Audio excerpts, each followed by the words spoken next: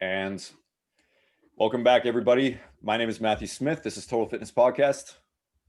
I'm Walter Young. And today we have a guest. And why don't you introduce yourself there, sir? My name is Colin Mulvey. I know I sound like I'm Canadian, but I'm actually from Massachusetts. We can probably get into that a little bit later. But I just turned 30, retired professional hockey player, and I'm excited to join everybody today. Yeah, so just a bit of background on Colin. So Colin has been playing hockey for, if you look at his stats, he's been playing for years. So your professional career basically started when you were at Norwich University, correct? Yeah, the day after my last college game, I signed my first pro deal. There you go. Yeah. So you were playing in the ECHL for a couple of years. So you played for about, am I guessing 5 years? I played 4 years, but I jumped around enough to last 7 years. There you go. Okay, perfect. Yeah. And you also did 1 year in Germany. You mind telling us a bit about that? Yeah, I really liked my experience in Germany the first time. I actually went twice, but the second one didn't go as well as the first one. I actually ended up picking up stakes the day before the first game. Okay. But I really liked the European lifestyle and experienced the German culture, something that really spurred a love of travel for me. Yeah. Prior to that, I barely left. I never left the United States prior to that. But yeah, the European lifestyle is super nice. The hockey lifestyle is nice as well because they play far less games and it's a very structured schedule. Right. It's one game home, one game away every Friday, Sunday, and the times are the same. So you can like set a clock to it, and it's not as, you always sleep in your own bed, where like when you play in the minor leagues in the US, 4 or 5 nights a week, you're in the road. Right. Yeah, fair enough.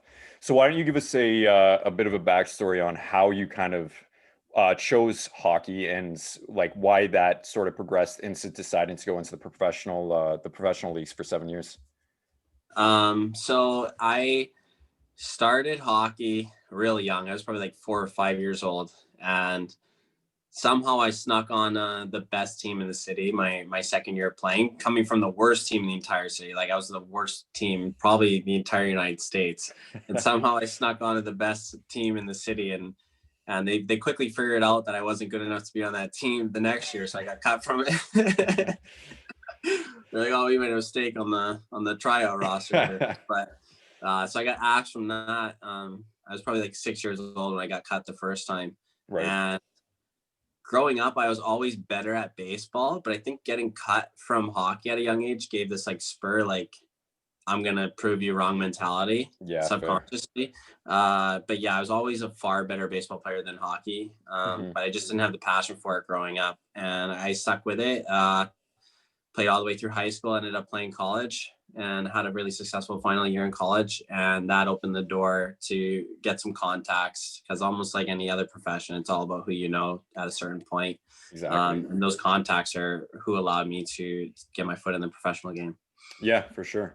So how did that kind of progress for you? Like, because again, we're obviously not ever played in the minor leagues here, but like I have a bit of understanding of how it kind of progresses. Like you kind of end up picking up a talent scout or a manager or somebody like that. Did you ever have that experience, or it was somebody just kind of let you like, hey, here's a tryout. This is your one shot. This is it. My first pro deal came through somebody I used to play against. After we lost in the national championship game, this guy called me. I didn't know he even had my number, but as a guy I used to play against, he's like, hey, we needed a few players for our final playoff push.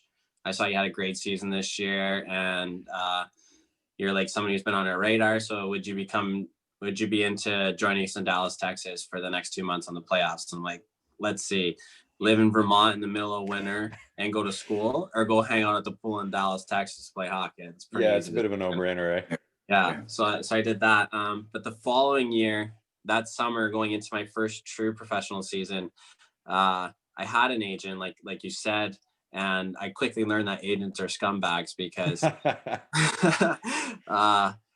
I'd wanted to play in the East Coast League, or the ECHL, as you said. And at the time, there was a comparable league called the CHL, but it's full of more like veteran older guys. And I wanted to be in the younger ECHL. Right.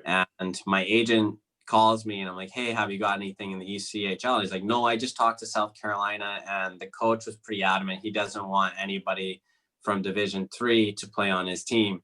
So it's out, but I have a great team in the CHL. I think you fit on, we can sign there.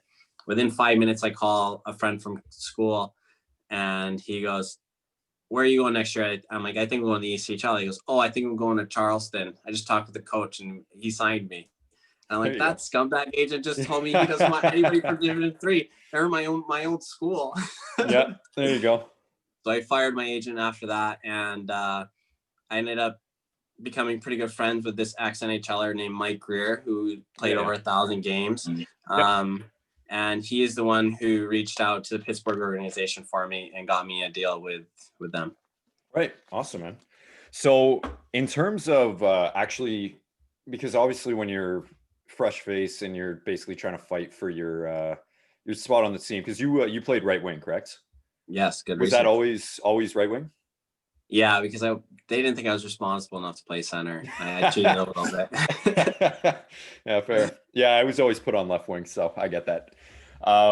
So when you were obviously having to fight for your spot on the team, were you given that chance right off the bat, or you kind of actually had to be, start from line 4 and work your way up? Oh, I started from like line 7. When I went to camp in Wheeling, which was my first team, they had the regular dressing room, right? But there's only so many guys you can fit in because there's only so many stalls. So me and like a handful of other scrubs were basically in the coat closet down the hallway, like having to change guys out to sit down and tie your skates. And I was such a scrub. They gave me the wrong hand sticks when I showed up. I'm a righty. They gave me lefty sticks, and they were like 5 years old. So I was a complete long shot to make it.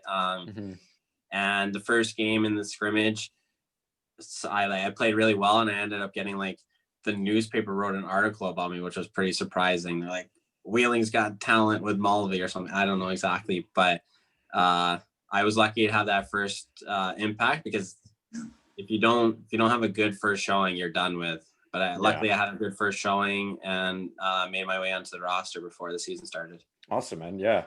And in terms of your actual, because your first season was pretty good, eh? You had a 31 GP. You had, so with the Nailers, sorry, I should mention, 31 GP, 5 goals in the season, 3 assists, and then I also see that you went on to the Cincinnati Cyclones, though. So what kind of happened there? In Wheeling, I was doing a great job of eating popcorn in the stands most night and looking who else was sitting next to me. I got healthy scratched quite a bit in Wheeling because on that team, the coach was like super into fighting and the aggression, and I'm complete opposite. I don't know what we can say on this, but I'm soft. No, you can say whatever you want by all means. I'm a pussy. I don't fight. So I didn't really blend in with that. And also, like, my skill set is, since I don't fight and I don't hit, I'm a skilled player. I only can fit in certain spots in the lineup. I'm not capable of playing on the 3rd or 4th line and grinding. I have to play on those top 2 minutes. So if one of those top 6 positions were full, I was out of the lineup that night. Right. And going to Cincinnati was the best thing that happened to me that year, because I got a first line role for the rest of the season, and I also got to leave West Virginia, which is not exactly a metropolis of activity. That's, if anyone's ever been to Wheeling, you don't blink.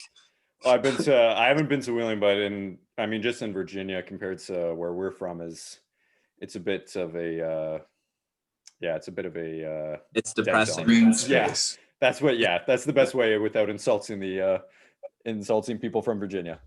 Well, there's nobody there. That's one of the biggest problems. Like, you drive down Main Street and there's one building that's not vacant.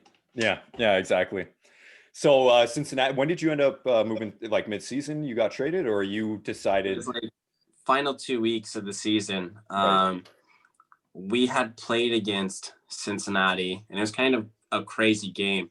We go down 7-0 in the first period, and we had the goalie of the month in the higher league down that day. So he gives up 7 in the first period, and then we go and score 8 unanswered in the second period to win the game against future Stanley Cup champion Scott Darling, with the Chicago Blackhawks. Yeah. And we win it. And then after that game, apparently the coaches were drinking beers in the office, and they're like, "Hey, do you want this Mulvey kid? He doesn't really have a spot on our lineup." And the guy's like, "Hell yeah, send him over." Yeah, there you go. So with that, because also that year is when you started your international career, correct? The following season is when I went. Season, right? Yeah. So how did that come into play? Like, how did you switch from the ECHL into a German league? So I had always wanted to go to Europe, and playing the ECHL was just a resume builder for me per se to open that opportunity. And I went through a traditional agent, and it's super difficult trusting a European agent because you have you know that they only know like 4 or 5 people. Yeah. And that's who they're going to stick you with because all of their clients always go to the same teams.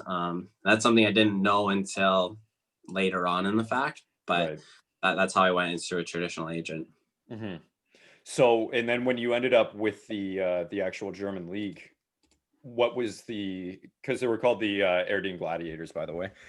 So when you were actually there, what was your experience with them?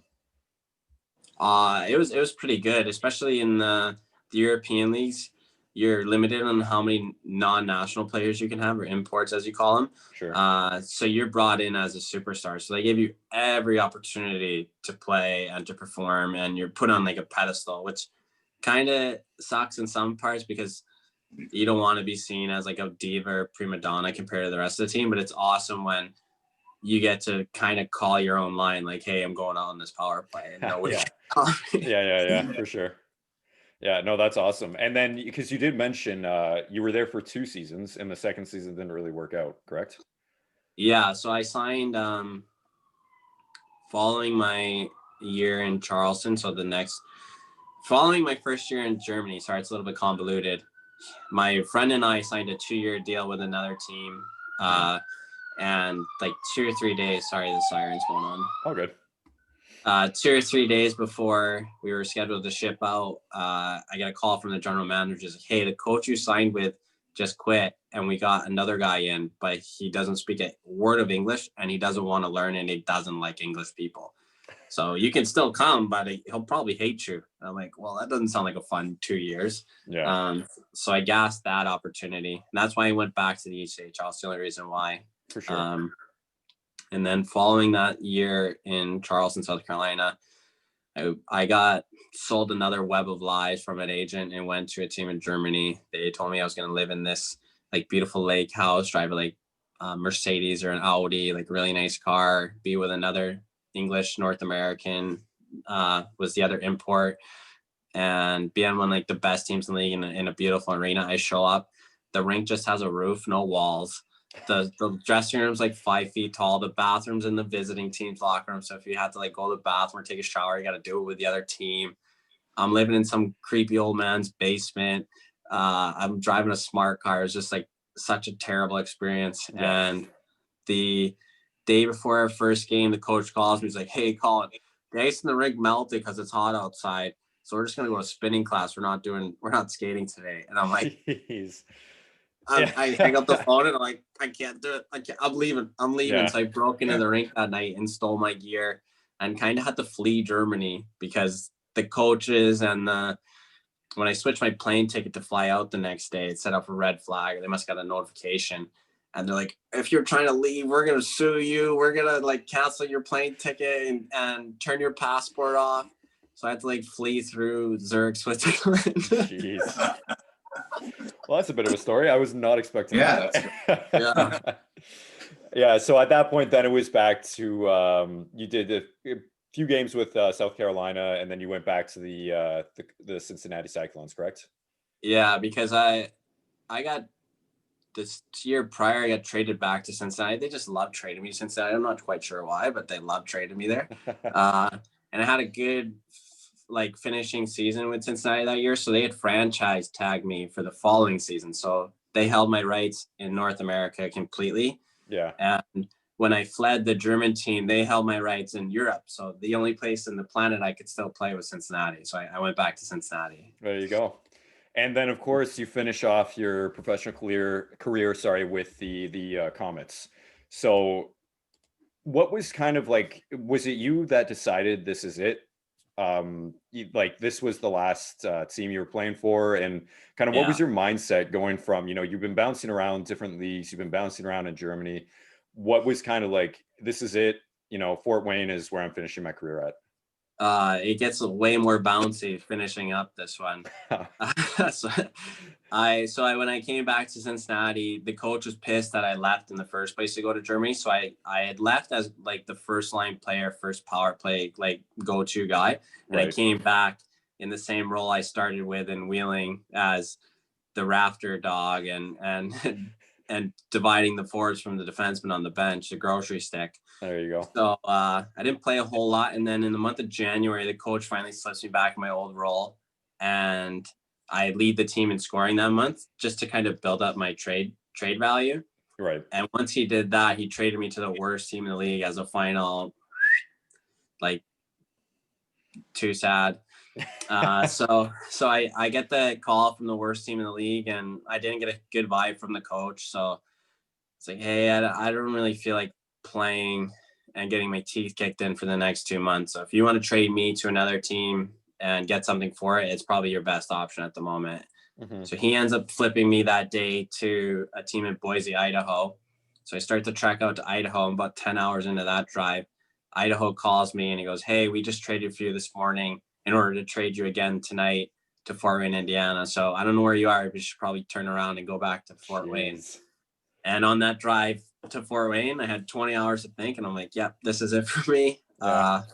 I ended up booking a trip to Mexico for the following November to keep myself honest that this was it. Yeah. So what's kind of your mindset when that happens? Or even just with all this bouncing around, and I mean, it must be tough when, all these teams are trading you back and forth, and especially if you get traded, you're already on a drive for 10 hours and you get traded literally just like that. And, you have to make the decision, this is it. This is my career. Yeah, it gets like, I don't want to sound as if I'm regretful because I signed up for this. This is what I chose to do.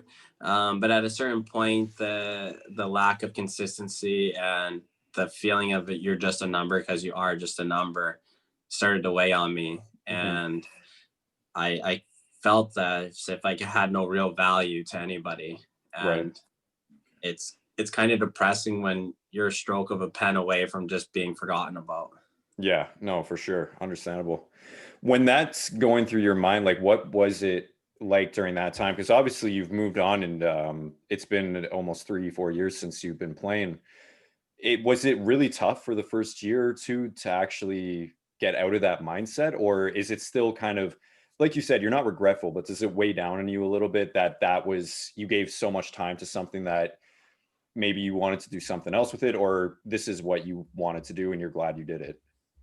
I'm definitely glad I did it. There is moments where I think, and I'm like, well, what could I have done differently along the journey to have a different outcome or to have like a longer, better outcome in terms of leagues to play in or experiences? I don't regret playing hockey for the length I did. I only regret maybe a few decisions along the way, like going to Germany the second time, something I would have avoided. But the biggest mental thing to overcome after is the loneliness of leaving a team atmosphere after 25 years or something at that point, and then you're cast out into the world and you're all by yourself every day. That's the toughest part to get used to. Yeah, absolutely. What's because after you had left, did you know what you were going to do right after, or you kind of had to take some time to think? I had to take some time to think. I took like 3 months off and didn't even look for a job, just kind of hanging out.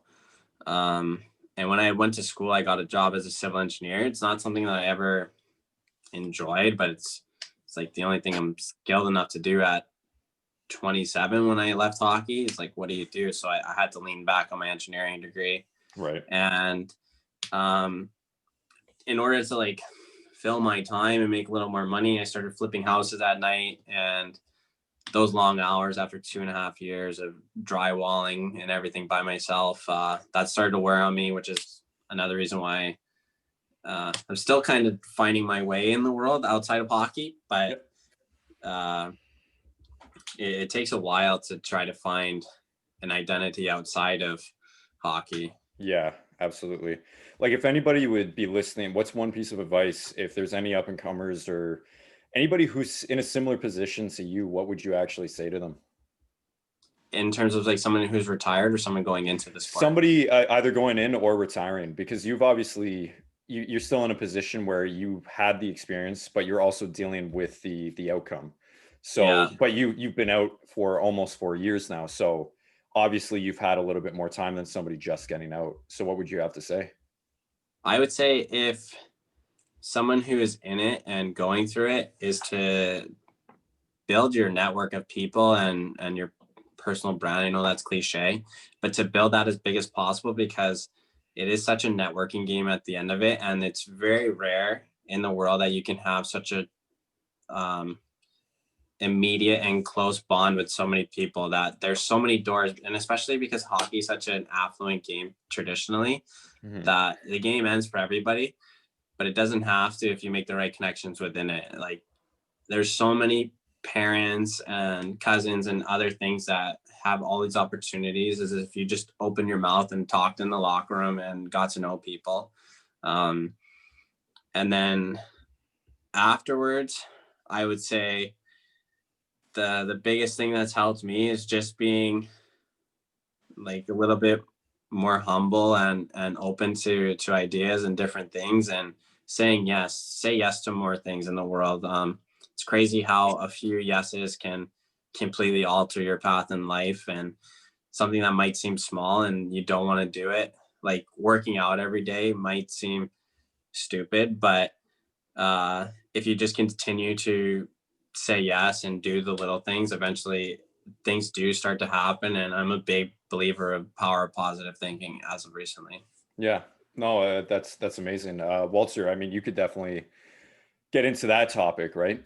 Well, absolutely. I mean, I think for me, the power of positive thinking is what it's all about. You talk about, yes, just go to the gym. Yes, just go to the gym, because the small incremental part of that one workout is going to have such a huge impact mentally and physically on you.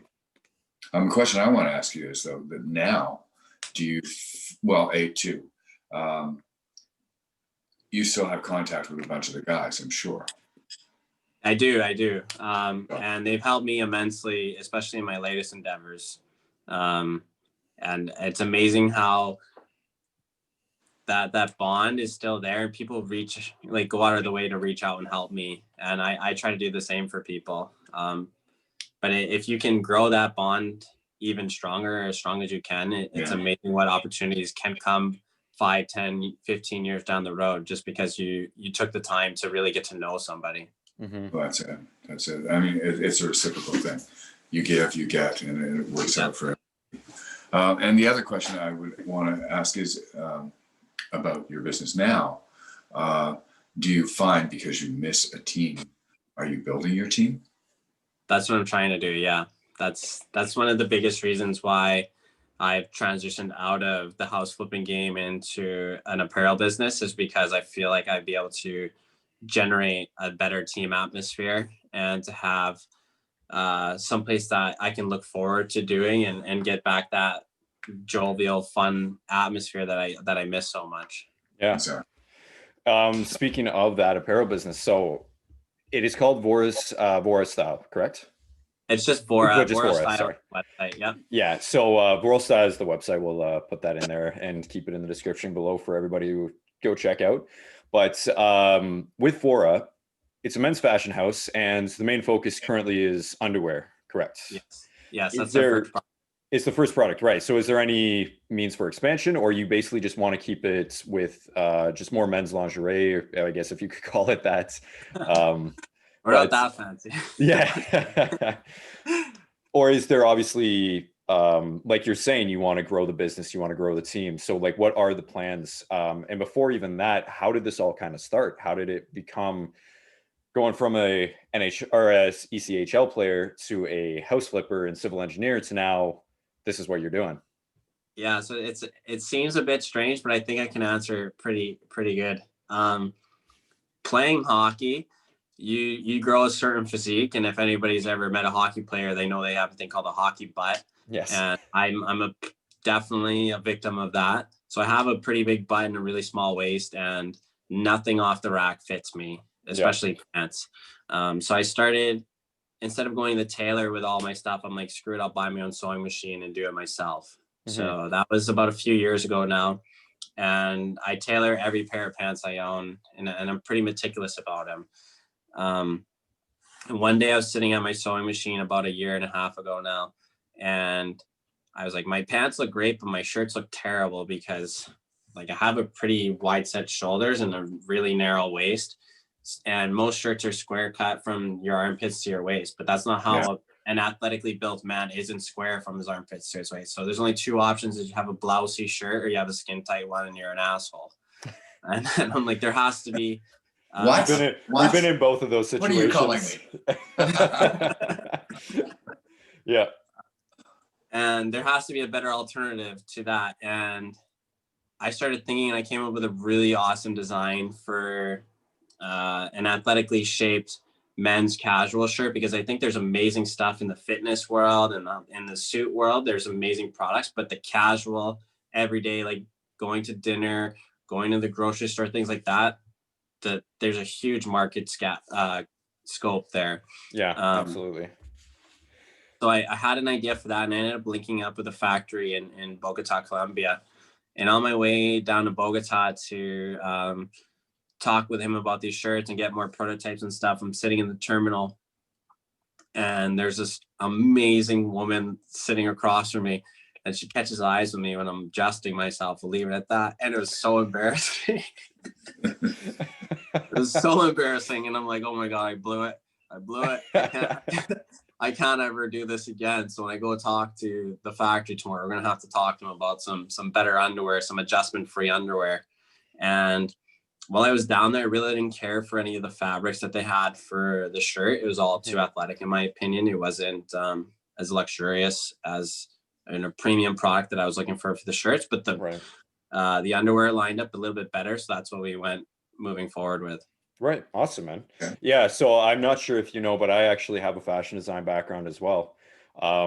So it's just incredible to me that, you know, it's rare you find somebody who has transitioned from something, I guess, if you want to look at the, you know, the gender role of, you know, a masculine hockey player who, you know, like you said, you know, you were told you had to fight even though you didn't want to, and going through all this stuff and, you know, being one of the boys, and then you go into fashion, right?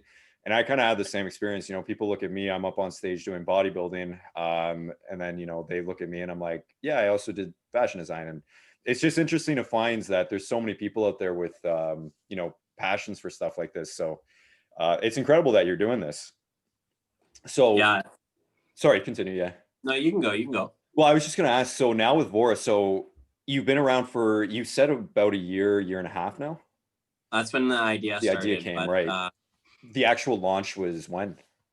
It was scheduled for like March 10th. And this little thing called coronavirus came and put a little delay in everything. And I didn't get the products until October 1st. Right. Okay. And now, and obviously, because I'm sure you probably were, COVID definitely affected the business, correct? Yeah, because Colombia was on like an even far stricter lockdown in the United States. They even had it to where you're only allowed out of the house based on your gender on even or odd number days of the week. Like if you're a man, you can come out on the even days, which is kind of crazy. They had like 75% unemployment in Colombia. Wow. So they were in pretty strict lockdown. We're able to get like a percentage of the first order out to buy time. Right. But it's a touch and go at the moment. Yeah, no, absolutely. Yeah. So now I'm not sure, obviously what your restrictions are right now, but obviously it's based on when you can actually get products. How is it affecting, like, have you had to switch your business plan and everything to kind of get around that, or what's going on with that? Or you still just going as is? I have enough product to buy myself enough time for the immediate future. The biggest thing that hurt me was with coronavirus, there's such a transition from traditional commerce to e-commerce. And with that, there was such a transition from traditional ads to social networking ads. So the price of ads has jumped up pretty astronomically. Right. And the amount of competition on these ad platforms has jumped pretty dramatically. So that's my biggest problem at the moment, is just traction and getting awareness. Yeah, no, absolutely.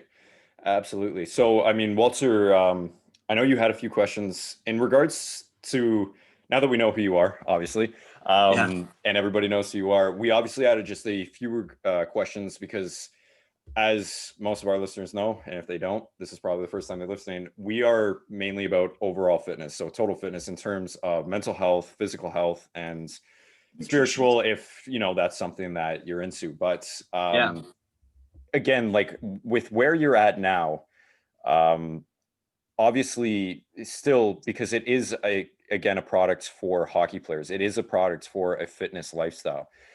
Is fitness still a gigantic part of your lifestyle, or is it kind of just been put on the back burner ever since you've left the hockey scene, and it's now just, you're kind of just going at your own pace and doing what you want?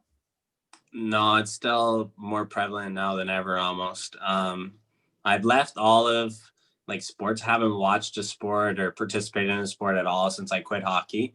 But I do still wake up every single day at 5 a.m. and go to the gym, still eat healthy. I had a photo shoot like a couple months ago that I got scammed into going to, and I cut down to 5% body fat for it. And I'm actually lifting heavier now than I ever did for hockey, because when I played hockey, it was a lot more about plyometrics and band work and things like that. And now more specific.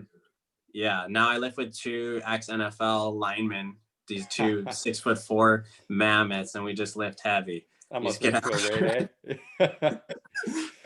Yeah, I remember one of the gyms I worked at, we used to have CFL players. So that's the Canadian Football League.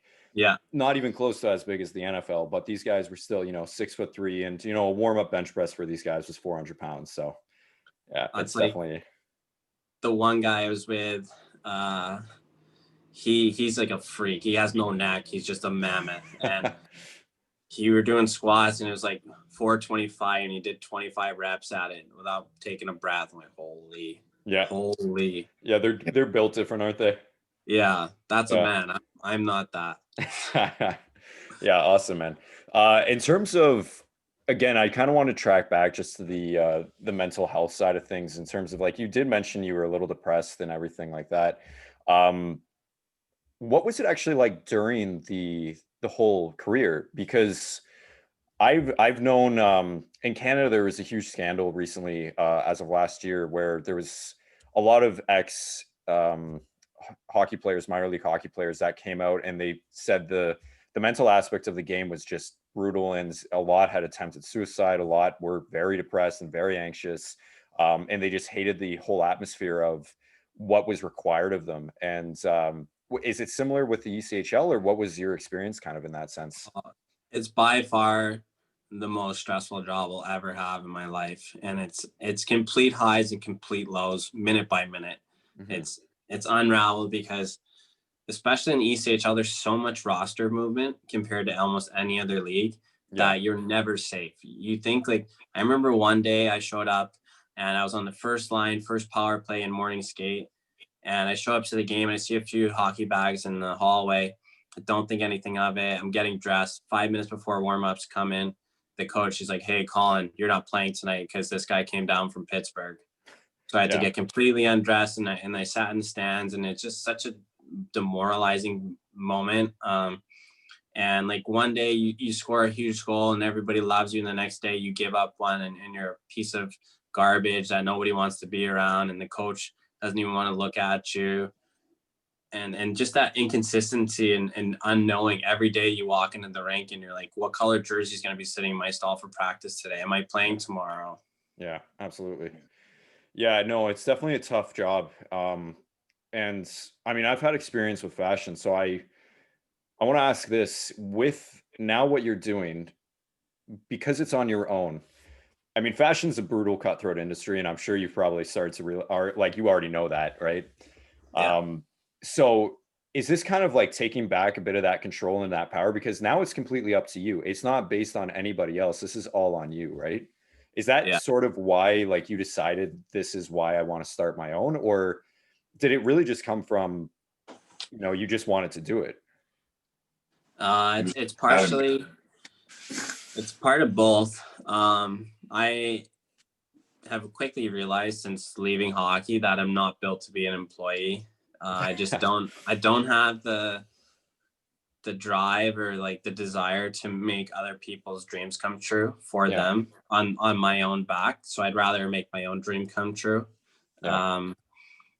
And it is just like, it is nice having control and final decision making power in some aspects, but I'm the type of person who I love getting feedback from other people. I don't think anybody's idea is stupid, and I want to listen to everything, and I also would prefer to hear criticism than praise at this point in my journey, because I know I don't know everything, and I don't even know what I don't know.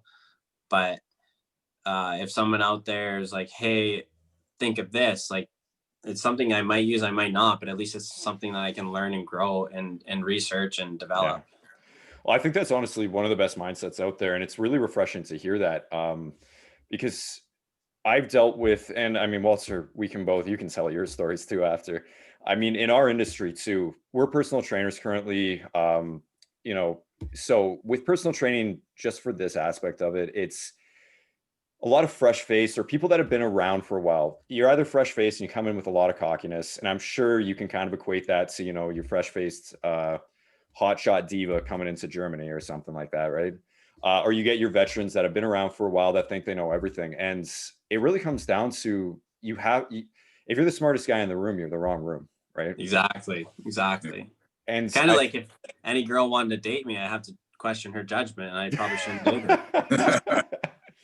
Yeah, I had to do the same a couple of times too. But yeah, but I mean, Walter too. You could actually talk really well on this because you've had experience with this quite a bit, right? Yeah, well, yeah. At my age, of course I have.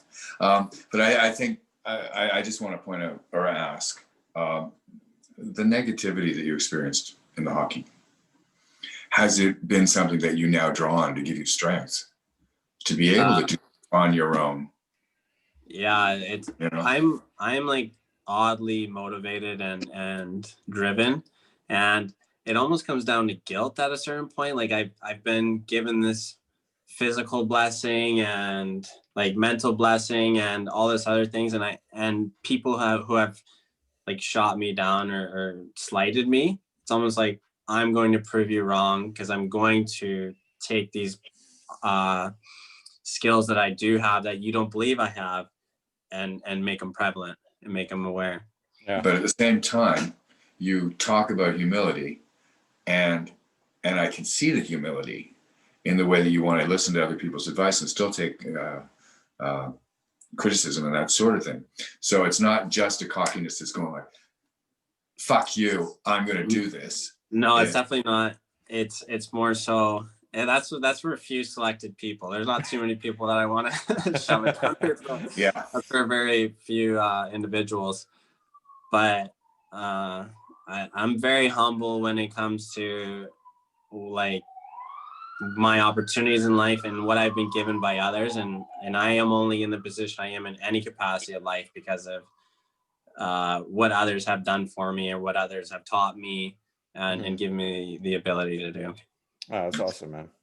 Yeah, I mean, it's been amazing talking to you. I mean, if there is any last points you want to actually bring up, that would be, or any last pieces of advice for just anybody who's trying to start their own brand or start their own business, grow themselves as a person. Because honestly, like you've been through it all. You've had the ability to, like, as you said, you've been at the ultimate lows, you've been at the ultimate highs. You know where it's kind of what it feels like to go from basically nothing to, you know, feeling like nothing to feeling like, you know, the all-star, right? Yeah. So is there any like last pieces of advice you would ever give to somebody or to our listeners? I'd almost have to make this full circle and continue to say the power of positive thinking. And if you like, you can almost dream things into reality, because there's so many moments even along this journey in my fashion world, we'll call it my fashion life, that has been almost like dreamed into reality. When I was thinking of, I got a phone call from a friend who also owns a fashion line, and he's like, yeah, I think we're transitioning our line into South America because of the tension with China at the moment, and we didn't know what the tariffs were going to be. So I'm like, okay, I got to start thinking about South America. The next day I'm talking to a friend, and his dad is Peruvian and has an old high school friend who's the head of DuPont South America. And then that guy went on all the factory tours with me in South America. So it's a pretty big deal to get the president of Lycra, nylon, and all these other things to come and walk you through a factory. And it's all like within 12 hours this happens, which is kind of insane. And then I was hitting another dry spell in terms of ideas and production things. And another friend calls me. He's like, hey, I have a friend out in Minneapolis here who has an athleisure clothing brand. You should call him. So I got on a plane and met him. And this guy runs like a $20 million line out in Minneapolis. And he like went through my website for me, gave me all these kinds of details and things, opened up his back end to give me like pointers. And it was like, I'm hitting a dry spell. I got to find something. 2 hours later, a friend calls me and he goes, hey, you should go meet this kid. Yeah, no, that's amazing, man. To kind of finish this off. So in terms of, like you said, a positive mindset and the power of positivity, is manifesting something you ever do, or do you ever just sit and, journal, write down your day, or write down what you want to accomplish, or know what you're capable of accomplishing and just go off of that? I hadn't prior, but within like the last month or so, I have been keeping a video journal to keep myself honest to actually do it. And I don't think anybody's ever watched one, but I've been posting them on YouTube every day just to keep myself accountable. And it's like a 5-minute recap of my day and what I'm going forward to try to look at. And I think it's good because it forces myself to be honest with myself sometimes, because some days you just don't have it. And a lot of days you're like, oh, I'll get it tomorrow. But if you have to answer the bell every single day and account for it, it makes you push, because I don't want to sit there at 4:00 when I record this and have absolutely nothing to say. What'd you do? I watched TV for 12 hours today and I ate two bags of Oreos. No, that's understandable, man. I mean, this is the beginning of COVID. I mean, that's basically it. You're your own competition. I mean, even when it comes to you playing hockey, you're your competition. You have to be better than who you were yesterday to show you deserve that spot, right? There's nothing else to it. You got to leave the ego at the door. You have to leave your arrogance out of it. Procrastination's your biggest competition there, right? So, especially in like now in like the gym and my fitness, I'm my own competition, because I know I can't ever compete with those big boys, the NFLers, but I can try to get better and closer every day. Exactly. Yeah. And that's it. I mean, if we can take away anything from that, it's, keep a positive mindset and keep yourself accountable, right? And keep going. You don't know what happens if you just keep going. Exactly. And well, this is it. We're very excited for you to keep going, because we want to see what you're able and capable that's of. My next question, right? I mean, I like the look of the underwear. The website's great. So the shirts are next. What sort of plans do you have? I do want to know that. The immediate plans is to get a few more colors and a few different styles of fabric for the underwear. From there, I'm going to transition into the shirt design, which should be pretty seamless because I already have the design and everything ready to go for that. After that, I decided that I wanted to make a casual man's everyday outfit, like head to toe. So think of something that looks like Calvin Klein, but looks and feels like Lululemon, or performs and feels like Lululemon.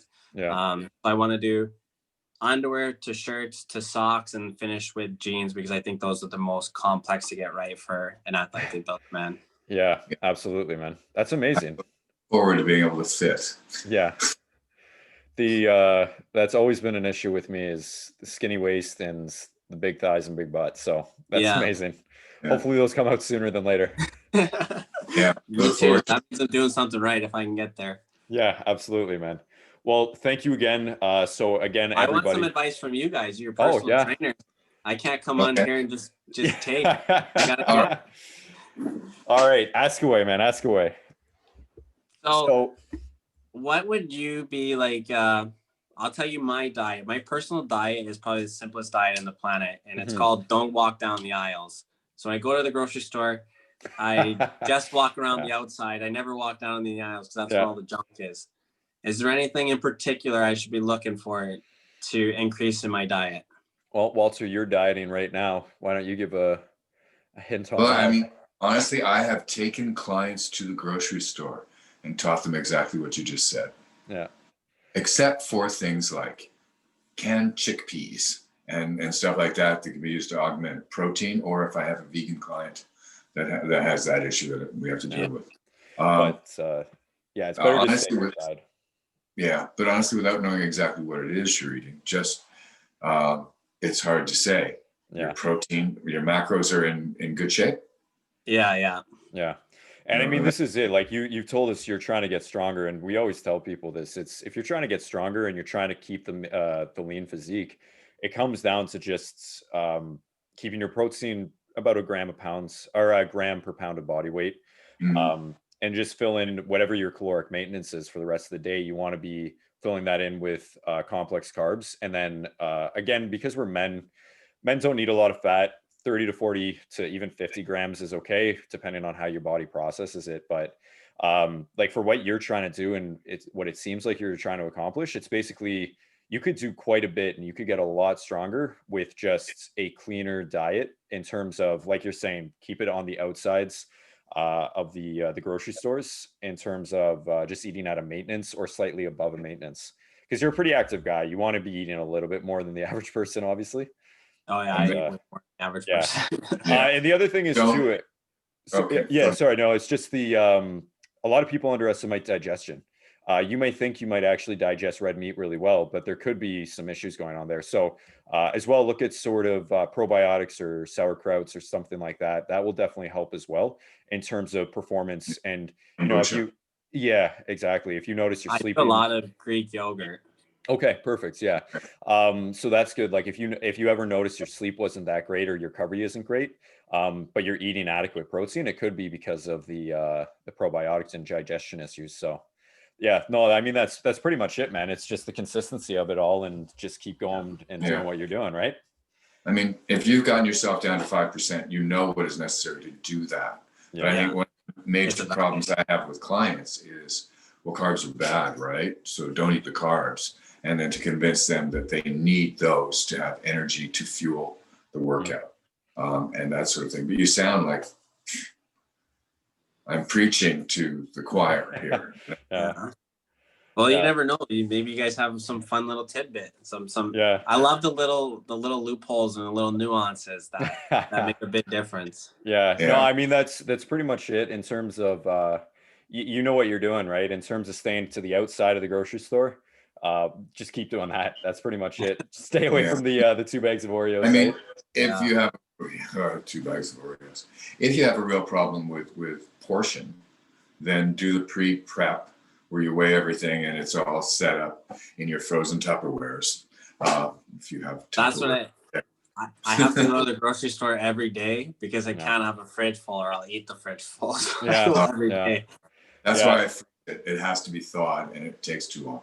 So then I forget about it. That's smart. I didn't think about freezing it. Yeah, so that's a good loophole right there. You go. There you go. And one piece of advice too: if you eat a lot of rice, put some chicken broth in it. Tastes a lot better that way. If you get bored really quickly of the foods you eat, just switching up your complex carbs and some of the meats you eat. Just look at the macros on, like, you know, if you eat salmon, switch to a steak once in a while. If you eat chicken, switch to like ground turkey once in a while. It's just or something.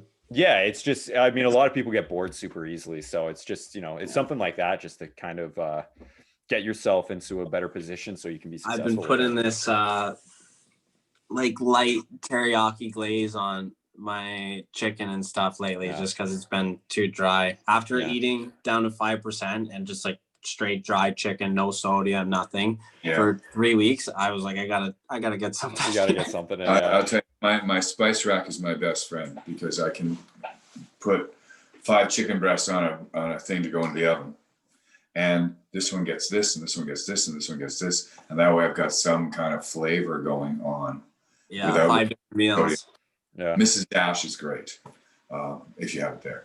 I've heard of it. Yeah, there's no sodium and you get a bunch of good flavor. Yeah. Because you can't have sriracha every day all the time. Yeah. Yeah. Yeah, talk about digestive issues. Yeah, exactly. Yeah, I've been through it. Yeah. Yeah. Awesome, man. But yeah, I mean, that's pretty much it. And then in terms of just, last pieces of advice is just keep doing what you're doing, man. It's awesome. Like, what you're doing and like how you're progressing. Our biggest thing is on this podcast is our tagline is inspiring greatness. We want people to be the best person they can be. And you seem like you're on your way of doing that. So it's incredible. I'm trying, fellas. Yeah. You guys seem to be doing all right yourselves. Yeah. Well, it took, a pandemic to kind of get us there, didn't it? But and there are ups and downs. I mean, both of us have had ups and downs through the pandemic. Yeah. I couldn't do a competition because I had pink eye.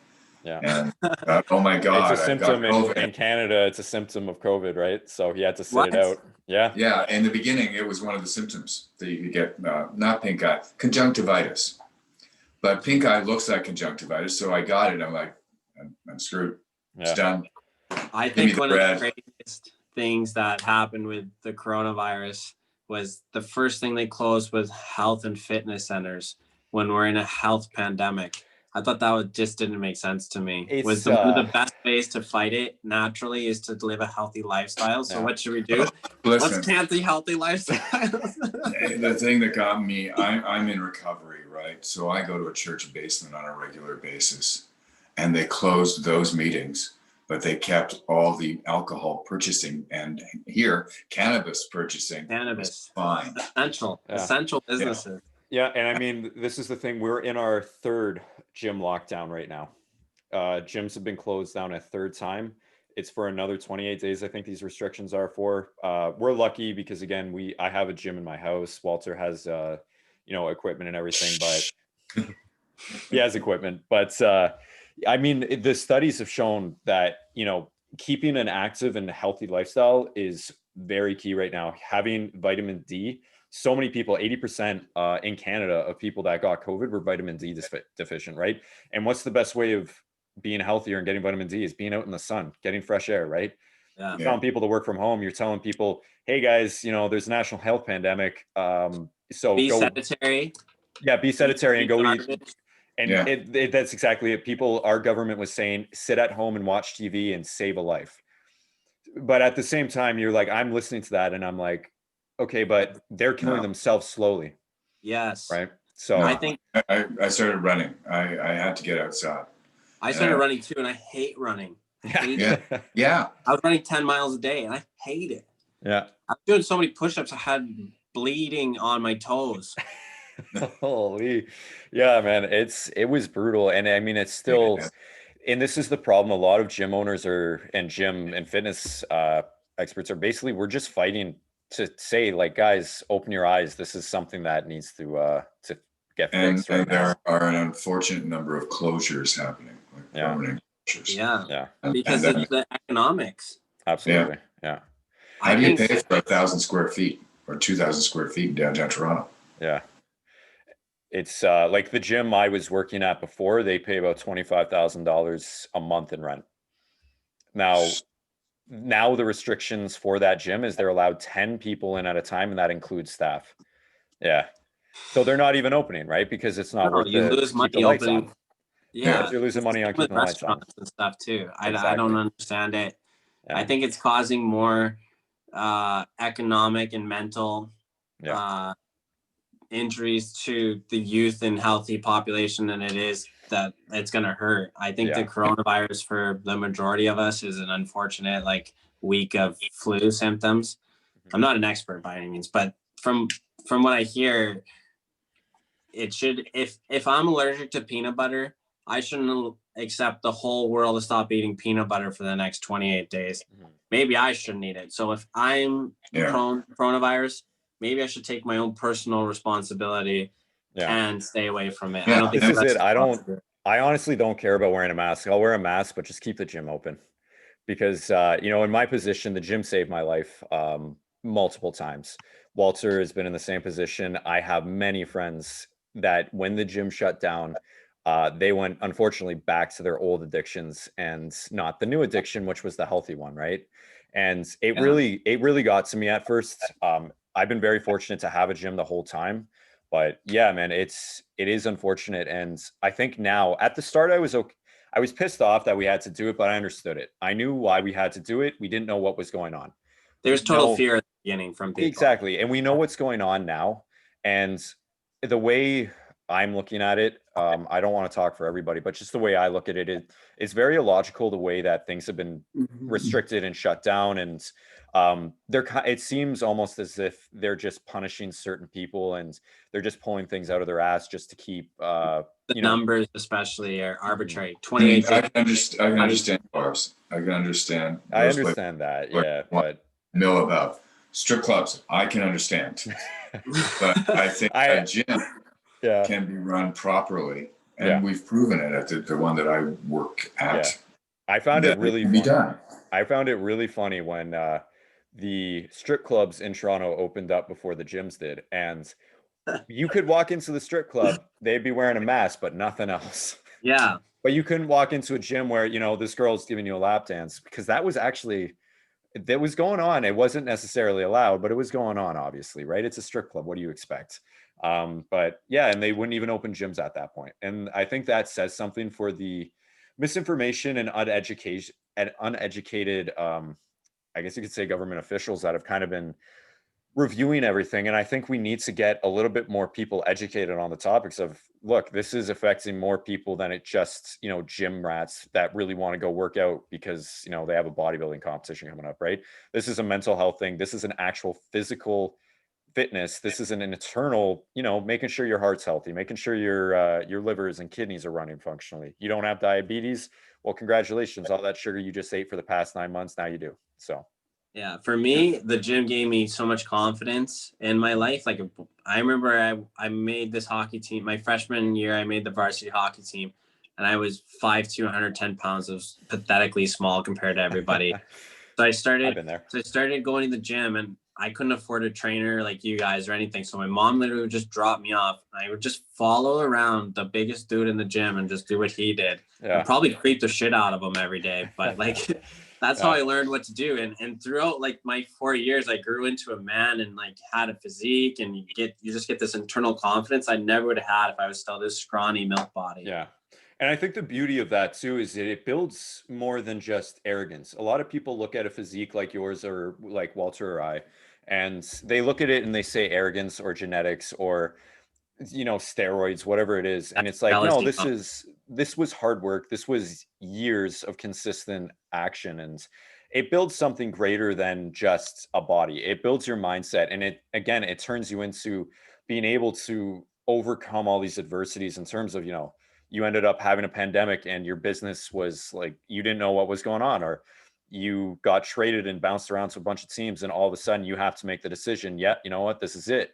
But, like you said, yeah, it's really tough and you end up in a depression, but you're able to bounce back and you're able to take away what you're able to take away from it. And I think for a lot of people, that came from the dedication and drive we had from just being in the gym every day and building our bodies, right? Yeah, like just show. I always say the hardest lift of every gym day is the lift off the couch to go. Yeah. Like once you're there, motivation kicks in and you're moving, and that like sense of pride you have when you walk out, and like sense of accomplishment, and then like even the following days after when you're sore, yeah, it sucks, but it's like, hey, I did it right this week. I lifted hard. Absolutely. Yeah. And it's like you said, you're going to have highs, you're going to have lows. Like this year alone, I've torn my quad. I've been in the hospital with heart genetic issues. I have ended up with rhabdomyolysis, which is basically my muscle tissue died and almost killed me. So that was fun. But it's like these highs and lows, and people constantly ask me, they're like, why do you keep doing this? You keep injuring yourself. You have a genetic heart issue. You should really slow down. I'm like, actually, this is keeping me from slowing down. And yeah, I injured myself, but guess what? I could step off a curb wrong and if I've never worked out a day in my life, I could blow my knee out because my leg isn't strong enough to hold my knee in place. Get in a car accident it's just what it is. So, But yeah, man, if there's any last points or any last questions you want to ask, we'd love to hear it. But aside from that, I think we're all good. No, I just appreciate you guys having me on and shooting the shit. It's nice Yeah. to meet new people and hear new voices, especially in today's world when it's such a closed society. It's always nice to explore a little bit, even if it is virtually for a moment. Exactly. Yeah. Sure. And we'll definitely have you back on once you get Yeah. get your VOR business getting more and more and more, because I want to see those jeans, man. Me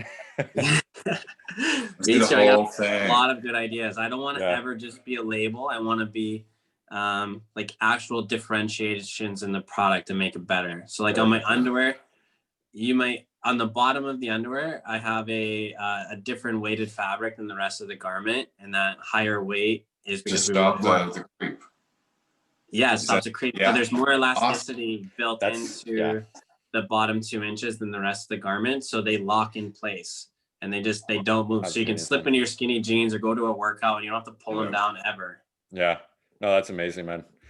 Awesome, sir. So as just a final note, everybody, we will be including the links to all of Colin's socials, all of VOR's socials in the description below. Again, please go support him. We're very thankful for him coming on the show and everything. So that's pretty much it. Yes. But yeah. But yeah, thank you so much for being on. Thank you again, everybody, for listening. Stay safe, stay healthy, and we will see you next time. Take care, guys. Absolutely. Thank you. Thank you, Colin.